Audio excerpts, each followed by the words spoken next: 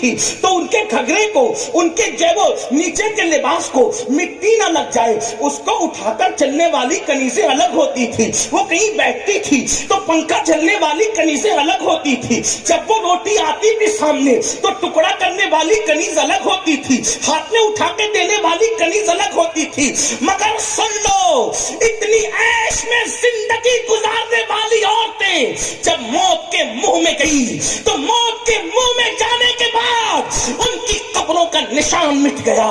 ڈھونڈو ان کی قبروں کا نشان.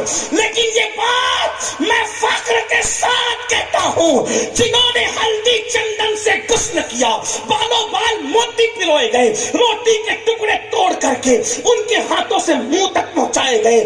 ہاں، جب وہ جاتی تھی کسی محفل میں تو ہزاروں کنیزوں کے جمگٹے میں ان کے لیے ہزاروں شمع روشن کی جاتی تھی، محفلوں کی روشنی ہوا کرتی تھی.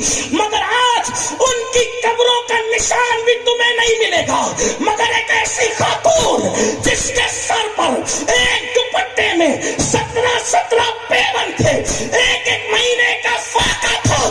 آج بھی جمعہ کا خطیب اس وقت تک خطبہ مکمل نہیں کرتا جب تک اس فاطمہ الزہرا کا نام نہیں لے لیتا. نعرے تکبیر، نعرے رسالت، نعرے حیدری، نعرے تحقیق.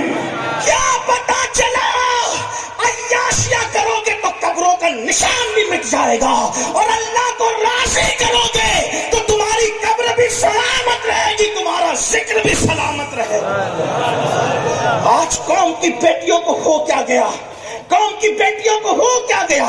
ایک دن وہ آئے گا، اے میری قوم کی بیٹیوں، جب جسم کا رشتہ روح سے ٹوٹ جائے گا، اکیلے تمہاری قبر میں تمہیں دفن کیا جائے گا. آج دوپٹوں کو مفلر بنایا، باریک پتلے لباس فیشن بن گئے. آؤ آپ کو بتاؤں، اللہ اکبر، میرے آقا صلی اللہ علیہ وآلہ وسلم کی کنیزوں سے میں پوچھنا چاہتا ہوں، ایمان کہاں گیا، غیرت کہاں گئی؟ آئیے ایک بڑا خوبصورت واقعہ یاد آیا میرے آقا کی مدد سے. کیا واقعہ ہے؟ ایک خاتون ہے، ایک صحابیہ ہے، ان کو مرگی کا مرض ہے. مرگی کو آپ کیا کہیں گے؟ مرگی کا مرض. جو مرگی جانتے ہیں وہ جانتے، جو نہیں جانتے ان کو بتاؤں، اللہ کسی کو یہ مرض نہ دے. جب مرگی آتی ہے نا، مرگی، تو آدمی جہاں ہوگا وہی تڑپ کر بے ہوش ہو کے زمین پہ گر پڑتا، ہاتھ پیر ٹیڑے ہوتے ہیں، منہ سے پھینس نکلتا ہے، بڑی عجیب کیف، اس کو اپنے آپ کا ہوش نہیں رہتا. ایک صحابیہ کو مرگی کا مرض، بارگاہ رسالت میں آئی، آقا مجھے مرگی کا مرض، میری بیماری دور کر دے. اللہ کے رسول نے فرمایا، بیماری انسان کو جنت میں لے جاتی ہے.